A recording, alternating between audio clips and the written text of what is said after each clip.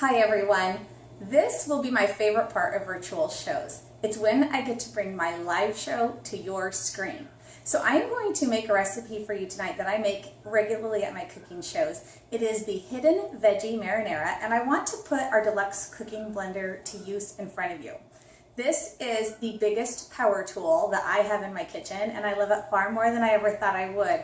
I had a blender before we came out with this one, of course, but my last blender just had very vague buttons. And for example, like mix and puree and pulse and chop and blend. And I didn't know what button to use on whatever I was making. So if I was making a smoothie, I would just push all the buttons until I thought my smoothie looked like a smoothie. And that's really all I ever used my blender for, just for making smoothies.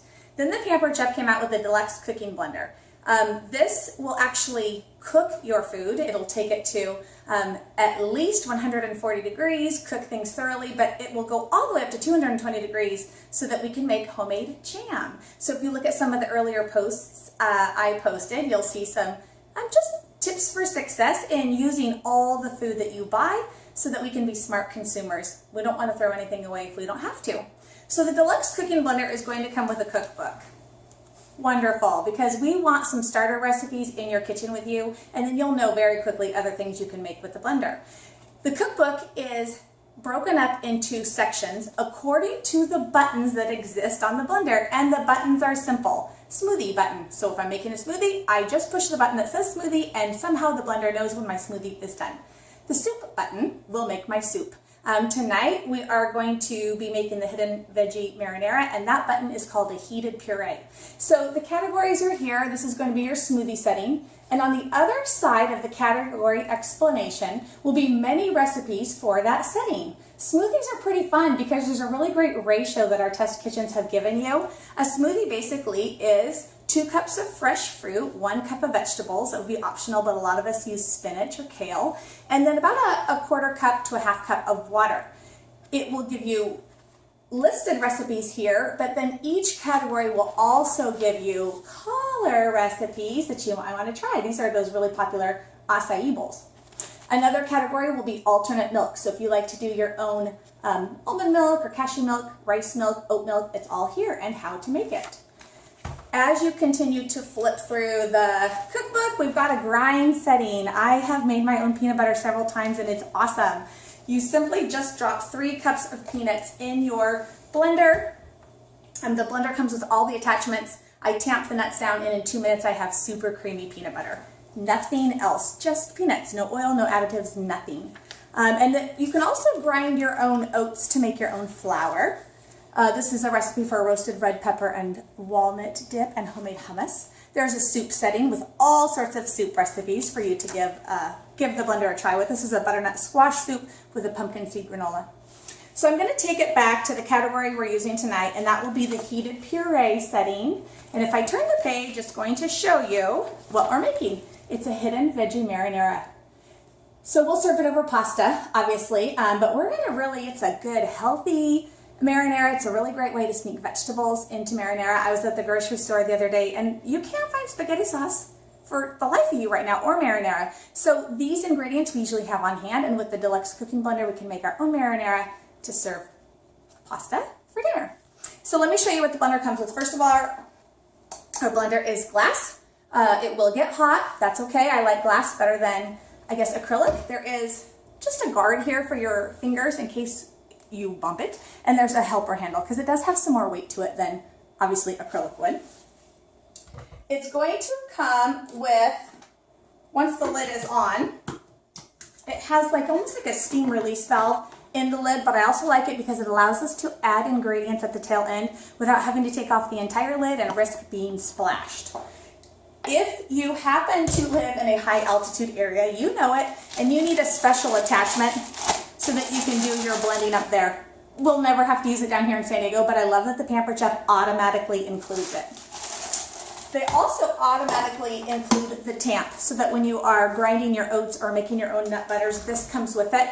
And this just goes, it fits right on the top, and it hangs just above the blades. And you just lightly tamp the nuts or the oats right back into the middle of the blender and let the blender just keep going. It It comes with a dual-sided cleaning brush. It does have a self-cleaning setting. You'll see that, or maybe you saw it earlier on in a video. But sometimes we need a little brush to get up maybe under the lid and such, so we include it automatically. After hundreds and hundreds of use to the blender, you may find that this little bearing right here wears out. So we send you a replacement bearing right from the get-go. Just put this in your little junk drawer, and when you need it, it's there. It also comes with a mesh bag so that if you want to make your alternate milks, it's what you are going to drop the remaining nut pieces through to squeeze that nut milk out. I thought it was packing material, so I threw my white mesh bag away. Don't throw yours away. The point of this is our competitor would probably be like the top of the line Vitamix. They're pretty pricey, but from what I understand, you have to buy a lot of your add-on pieces. We want to send you a box with everything you might ever need to make any recipe in your Deluxe cooking blender that you'd ever want to make. So let's make the hidden veggie marinara right now. So I'm going to put the blender on. It's plugged in. And I'm already washed up, ready to go. I'm going to add a 1/4 cup of water. 1 cup of carrots. You can do baby carrots. I just had a large carrot. I peeled it, chunked it. 1 cup of carrot. A small zucchini. A tablespoon of Italian seasoning. This is the Pampered Italian seasoning. If you fill our lids, it's a tablespoon. Pretty clever. I'm going to add a little bit of salt. And finally, we need garlic. So it calls for 4 cloves of peeled garlic. So I have been using our garlic peeler. You take your garlic, leave the skin on, put it in your garlic peeler, and then just roll. And somehow it takes the peel off your garlic. I've already done the other 3, and I have 4 whole peeled cloves of garlic that I'll add to the blender. So my lid goes on. We need to put our little steam cap back in. And I'm going to turn my dial until I get to heated puree, which is right at the top here, and I'm just going to hit the button. It's going to make some noise, and it's going to cook the marinara in phases. That's normal. I'm going to back it up a little bit.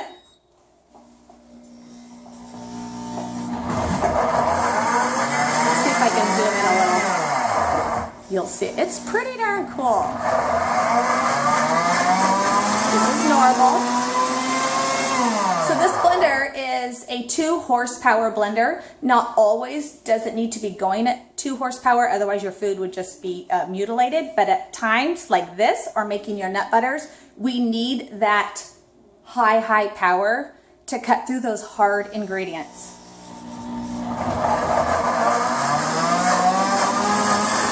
So at the same time that it's starting to chop the vegetables, my temperature is increasing, and always on the screen can I see what the temperature is. So right now we're at 79 degrees, but it will take it all the way up to 140. The marinara will actually simmer. You'll be able to see it simmering in the blender so that you know it really is cooking. So it continues to do this for a while. I'm going to go ahead and get our pasta in the microwave, but let me catch up to speed. I'm just going to talk over the blender for a minute. I'm going to zoom back out. There we are. And let me show you. So a great way to cut your carb count down is to mix pasta with veggie noodles. That was in an earlier post too. Our veggie strip noodle maker. So to start with, I'm going to use our everyday rock crock. I know a lot of people who go to my kitchen shows, they have this. The rock crock is one of the only products in the entire kitchen world that can take any heat source. Stovetop, oven, microwave, broiler, and barbecue. So when a product can go on any heat source, 2 perks happen. 1, you're going to make meals from start to finish in one pan.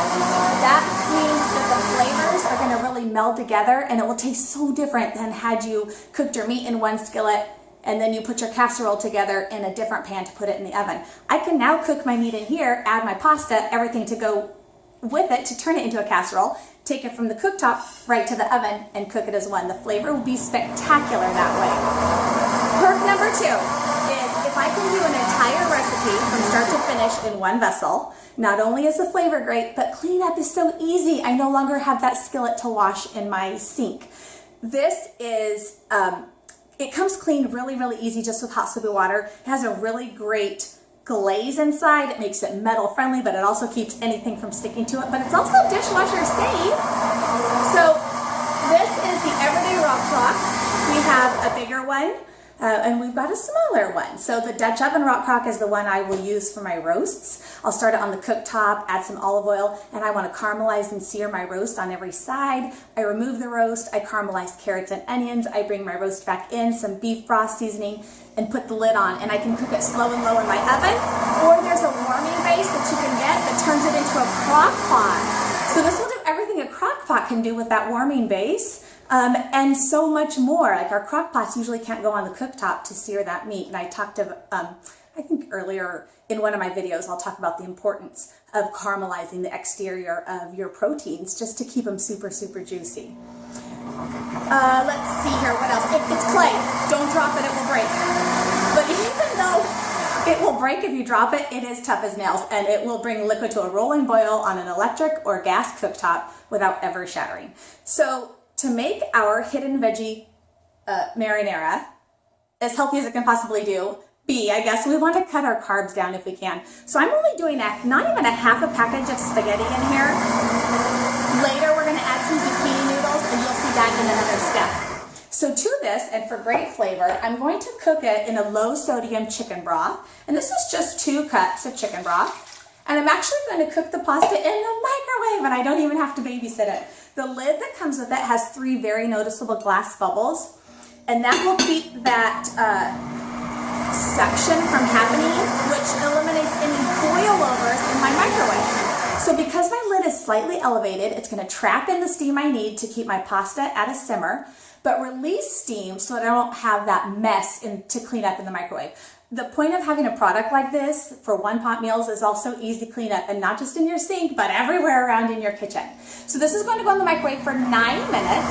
I'll give it a stir, and it will probably cook for only another 7 or 8 minutes, and the pasta will be done. We'll add the zucchini noodles to it later. It does not go back in the microwave after that. When we stir the zucchini noodles into the hot pasta and put the lid back on, they will be cooked in a matter of 3 minutes. This is a great, healthier option for the base of our spaghetti or any sort of pasta dish. Is part pasta and part veggie noodles. Little sneaky smart swaps like that work so good. So if you think my kids would never have pasta with veggie noodles, well then you're going to do 3/4 of a box of pasta and then just some veggie noodles. And over time, you're going to change that ratio. Maybe for you, you're just going to take all your carbs out and you've decided, you know what, on spaghetti night, I'm going to have my spaghetti on a bed of veggie noodles. Eggplant, carrots, zucchini. You'll see that tool in action. Cook it in a little bit of chicken broth for better flavor, but veggie noodles are done in just about 5 minutes. It's just smart steps that we can incorporate to help us just live a healthier life. So this is going to continue to cook. I'm going to put this in the microwave and I'll be back in a bit. All right, the marinara is almost finished and my pasta just finished. So I want you to be able to see really how well it's cooking. Let me zoom in and you can see that it's bubbling in there and my kitchen smells amazing. You also probably noticed the color. The color is not attractive right now, but that's because it's just carrots and zucchini. We still need to add some diced tomatoes, but those come in at the very end and you'll see me add those in action. So let me catch up to speed on the pasta and let's turn some zucchini into noodles. So I'm going to back out a little bit. All right, so our rock crock is out. The handles are pretty warm. The base of it's really hot. Our pasta's done. It was a total of 9 minutes and then just another 6. So 15 minutes total. Notice that it didn't boil over. I have nothing running down the front. So I stirred it after 9, put it in for another 6, and it's good to go. Take it off. You can see the steam. It's still really, really hot. So I'm going to just show you the pasta really quick. Again, I cooked it in about 2 cups of chicken broth. I want a little bit of broth left in there for my zucchini to absorb. All right, I'm just going to scoop this to the front. And let me show you how it turned into the noodles. So here's our veggie strip maker. This was posted in an earlier post. I've already done 1 and like 3/4 of a zucchini so far. This is plastic. It cannot cut you. You are able to grate in both directions. You don't want to use this on anything that would be really heavy, like cheese. We kind of have to apply pressure when we grate cheese, just because it's a plastic product. It really is made ideally for produce, like potatoes, shredding hash browns, zucchini, eggplant, carrots, anything like that. So we have two options on how to use this. I can shred, like for potatoes and hash browns. I can hold it upright and just kind of go back and forth, and that would produce small, short shreds. But for tonight, I want noodles. So I'm going to take my zucchini. You can see that I've done almost the full zucchini. We will leave the strip of seeds remaining. The seeds have too much water in them, so we actually don't use them. The marinara is almost done. It's going to keep going. Let me have you watch this. This is pretty cool. So when it doesn't stop, it means we're almost finished. And it smells so good. We're just going to add diced tomatoes to it. Pulse it for about 30 seconds and it will be finished. Okay, so while that keeps going, I'm going to just go back out. So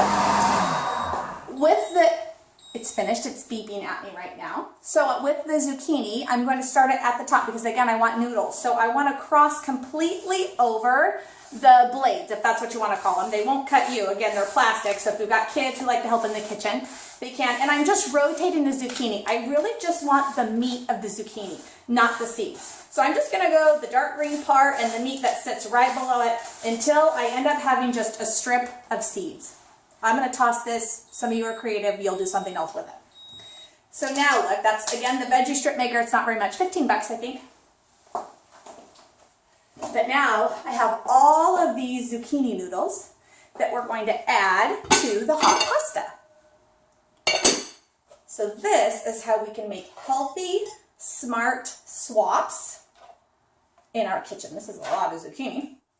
Our tongs, they have this gravity activated pin so that you only need one hand to use them. You've got to figure usually you're holding a skillet when you need to use your tongs. So just turn them over, give them a little squeeze. That pin drops and then the tongs will open. They will stay shut during storage so that they don't jam your kitchen drawer. Tongs that have, you know, that prong at the end of the handle requires you to either pull it out or like bite it out. That's not very sanitary. So we want tongs, single-handed tongs. These are our large chef's tongs, but we have a smaller pair too that would be more appropriate for saute pans if you're sauteing mushrooms or flipping bacon, smaller projects, you know. All right, this looks good. Just mix it all together. Hold them upright, squeeze them, and then they lock shut. So let me show you. This is what it looks like. Lid goes on. Let that steam and the hot pasta do its magic. And it will continue. It will go ahead and cook the zucchini. So we need to move on.